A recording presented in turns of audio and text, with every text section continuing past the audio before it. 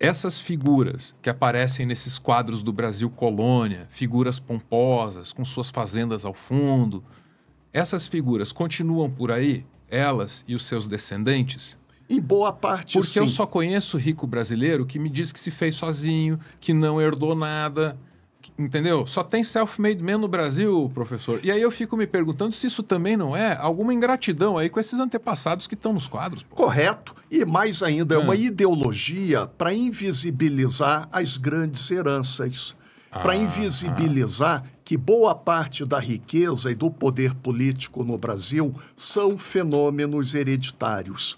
Todos esses nomes, biografias, indivíduos, continuam presentes porque eles são nomes de ruas, avenidas, praças, logradouros.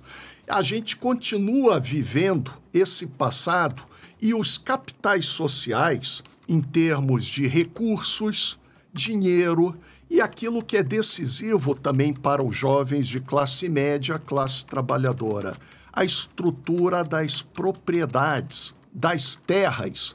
Pode observar, mesmo no IPTU, Imposto Predial Territorial Urbano, muitas vezes tem o nome de uma gleba, na qual um grande lote, uma grande propriedade foi sendo subdividida.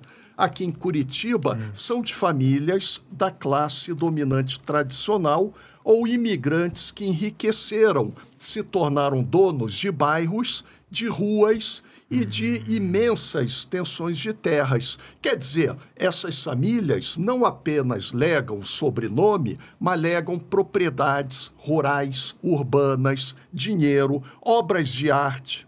Você tem joias que estão nas famílias há 200, 300 anos, armas, espadas. É muito comum, porque boa parte dessa classe também foi militarizada. E eles legam toda uma herança social que ainda hoje é decisiva para a rápida mobilidade social dos seus herdeiros.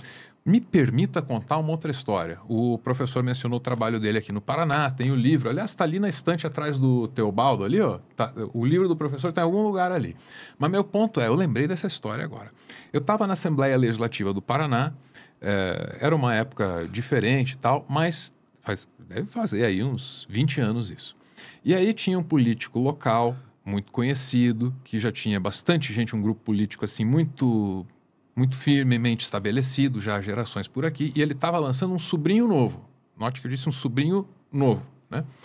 E estava essa conversa lá, né? Opa, vem aí a candidatura do sobrinho novo, certamente vai se eleger, deputado tal que se preocupe, que é lá na região dele. Essa era a conversa entre os jornalistas e um ou outro parlamentar que estava ali também, assessores e tal, né? E aí um colega meu, vocês aqui também, um colega meu que veio de fora trabalhar aqui no Paraná, professor. Ele diz, vocês aqui também são foda, viu? Se isso fosse no Nordeste, era coronelismo. Como é aqui no Paranazinho de vocês, é tradição política. Vocês estão de sacanagem. E foi embora, todo mundo deu risada e tal, né? E a história termina, essa é a melhor parte, com o jornalista que fez esse comentário, trabalhando como assessor para o tal do sobrinho depois. Então, faz todo sentido. Diz muita coisa para mim. Diz muita coisa para mim. E é verdade, ainda hoje a gente tem pesquisas que nós atualizamos, deputados estaduais do Paraná que continuam um núcleo duro, familiar e hereditário. E sempre nas melhores posições, como na mesa diretora. Um deles é um deputado muito atuante, muito ativo, o deputado Alexandre Maranhão Cury, neto do todo-poderoso, já falecido, deputado Aníbal Cury. Uma figura, para quem está acompanhando aí do resto do Brasil, assim, emblemática. O apelido dele era o vice-rei do Paraná. Tamanho o poder, a projeção. Então, é para a gente entender as instituições, presidência, primeira secretaria, entender toda a forma de organização, são famílias políticas. Outra é a Maria Vitória, filha do deputado Ricardo Barros e da ex-governadora, também deputada, Cida Borghetti. Também uma jovem de grande atuação. E nós vamos vendo uma bancada. E pega principalmente para a direita, mas também na esquerda.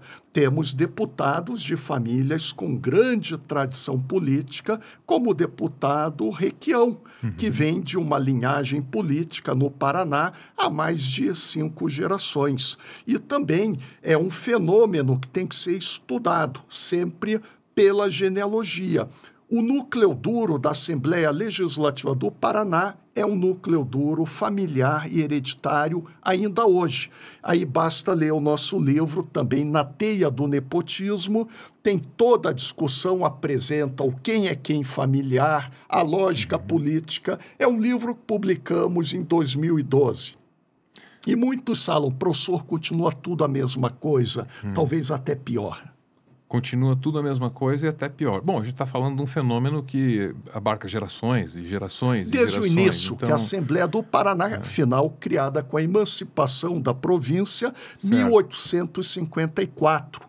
Estão lá os nomes de todas as nossas principais ruas e que continuam também no poder, na prefeitura, sempre falamos, Rafael Greca de Macedo, a poderosa família Macedo, mas um conjunto de famílias, não só no poder legislativo, no executivo, mas também no judiciário, tribunais de contas. Outra família histórica do Paraná está em todos os nossos livros. Família Camargo, muito importante, Tribunal de Justiça, Tribunal de Contas. E aí temos aquelas famílias que já estavam no poder século XVIII e XIX.